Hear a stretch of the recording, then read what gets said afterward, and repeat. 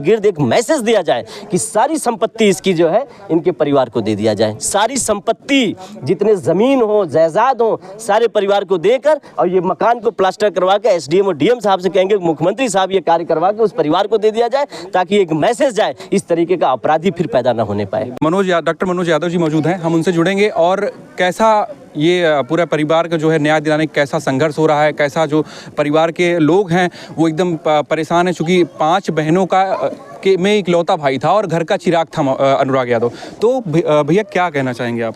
देखिए, मैं अभी अनुराग के पिताजी से मिला, उनकी माताजी से मिला। माँ की आवाज़ें तो एकदम गला सूख गया, आवाज़ निकल नहीं रही है। पिता तो एकदम पागल हो चुके हैं क्योंकि 5 बेटियों में से एक बेटा उनका अनुराग था जिसकी निर्मम हत्या कर दिया जाता है, नरसंहार किया जाता है। शायद हमारे पूर्वांचल में क्या हम पूरे देश में इस तरीके की कभी नहीं देखा न कभी सुना है। आखिरकार ऐसे पापियों को क्यों छोड़ा गया है इस तरीके से काम करने के लिए? देख रहे हैं ये मकान जो बना हुआ है, देख रहे हैं ये ग्राम समाज में बना हुआ है। 1995 से ये मामला चल रहा है। तो राजस्व विभाग और ये पुलिस विभाग क्या कर रही थी? जब भी कभी इन लोगों ने एप्लीकेशन इनके, क्योंकि वो जो बेचारे थे अपने बेटे को पालन पोषण करने के लिए, क्योंकि ताइक्वांडो का खिलाड़ी था, बड़ा होनहार बच्चा था, उसके पालन पोषण के लिए, उसके लालन पालन के लिए जो है वो कभी भी कहीं फुल्की बेचने का काम करते थे, कभी मजदूरी का काम कर लिया करते थे कि कम से कम अपने बेटों के सामने या उनके आंखों के सामने रहेंगे। ये भी उन्होंने कहा कि जब मुझे कुछ लोगों ने कहा कि इस तरीके काम क्यों करते हैं, चलिए बड़ा काम करिए, अच्छा पैसा कमाइए, अपने बेटों को सहयोग करिए, अच्छा खिलाड़ी होगा, अच्छा बढ़िया काम करेगा। वो बाहर चले गए। बाहर जाने के बाद अकेला पड़ गया लड़का।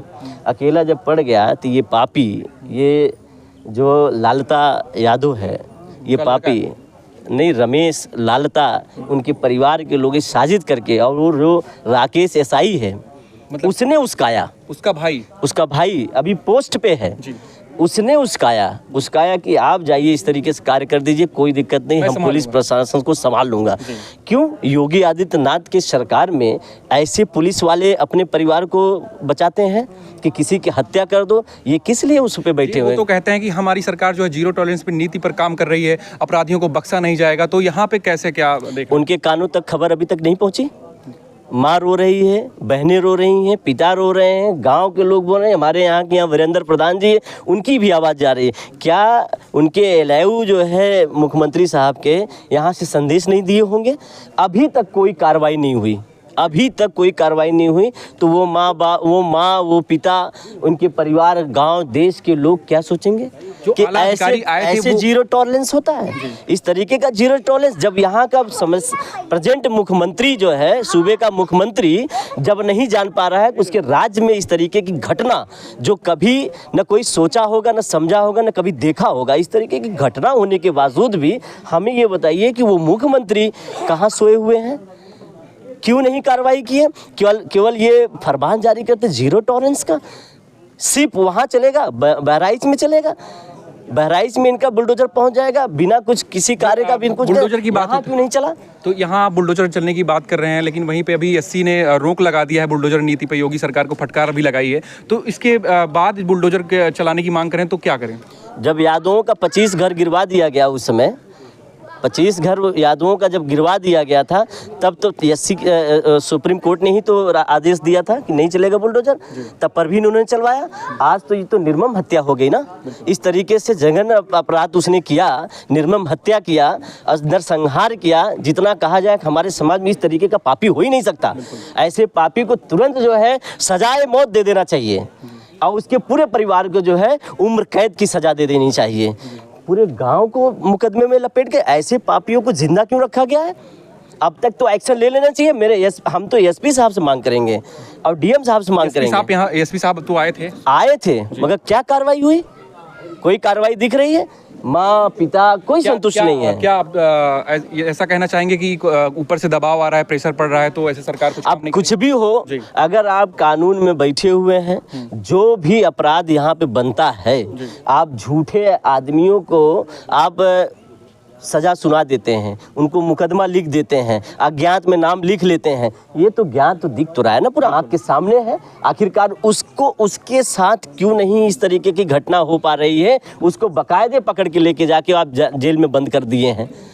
क्यों नहीं सजा सुनाई गई अब तक, और क्यों नहीं कार्रवाई हुई? माँ और पिता मांग रहे हैं ना, डिमांड कर रहे हैं ना, घर नहीं गिरा, मकान नहीं गिरा, मगर मैं मांग करता हूँ राकेश यादव जो एसआई है उसको तुरंत टर्मिनेट कर दिया जाए, एक बेटी को तुरंत एसआई बनाया जाए। योगी आदित्यनाथ जी से मांग कर रहा हूँ।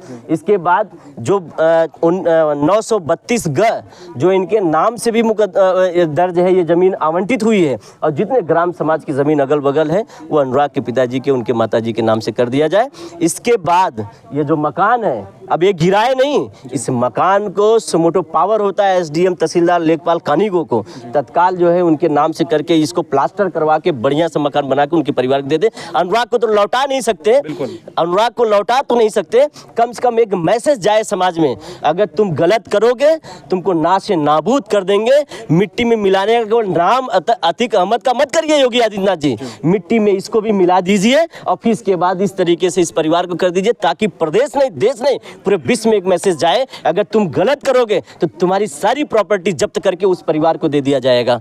इस तरीके का मैसेज जाना चाहिए, मैं इस तरीके का मांग करता हूँ। जैसे देखा जाता है कि अनुराग से आप मिले थे पहले? मैं अनुराग जब नोएडा से वहाँ से इंटरनेशनल खेल करके आया था नेशनल का, तो मैं इसके बाद जो है माननीय मंत्री जी के यहाँ आया था, मैं देखा था, बहुत कोमल बच्चा था, 16 साल की उम्र के बच्चे को देख के इतना खूबसूरत बच्चा, और उसके माँ बाप जो गरीब के बच्चे में इस तरीके का अगर फूल आता है ना तो उसको बहुत सजोते हैं कि नहीं इसको मैं इसको अच्छा बनाऊंगा, इसको डेली की डेली ऐसे पानी वगैरह दे के सींचते हैं, सींच के अच्छा लाते हैं समाज में अच्छा मैसेज देने के लिए। और अच्छा खिलाड़ी था, नाम करता, हमारे देश का नाम रोशन करता, देश के नाम रोशन करने के लिए वो आगे बढ़ा था, मगर ऐसे पापी लोग ऐसे बच्चों को, ऐसे फूल को जो है ख़त्म कर देते हैं। मैं तो मांग किया, फिर कह रहा हूँ कि इसको सजाए मौत और पूरे परिवार को जो है आजीवन कारावास कर दिया जाए, और इसको यहाँ इर्द गिर्द एक मैसेज दिया जाए कि सारी संपत्ति इसकी जो है इनके परिवार को दे दिया जाए, सारी संपत्ति जितने ज़मीन हो, जायदाद हो, सारे परिवार को देकर, और ये मकान को प्लास्टर करवा के एसडीएम और डीएम साहब से कहेंगे मुख्यमंत्री साहब ये कार्य करवा के उस परिवार को दे दिया जाए,